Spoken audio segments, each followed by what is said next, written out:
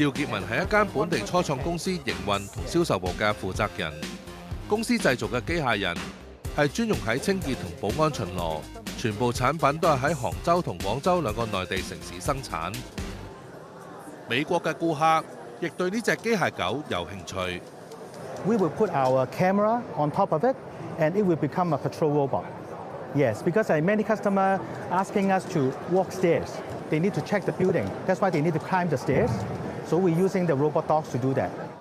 公司2023年成立，除咗本地產品，亦會賣到海外市場。佢表示，自從4月初美國宣布向中國製產品加徵125%對等關稅，公司產品出口美國總關稅高達145%，拖累公司發展美國市場。They are willing to try, product maybe from China or from Hong Kong.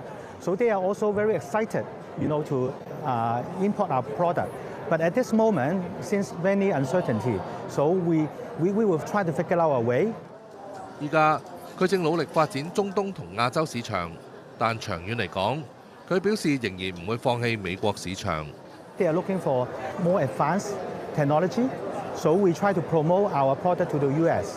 But in the long term, we believe that the tariff changes will absorb and we will find a way, to enter the USA market.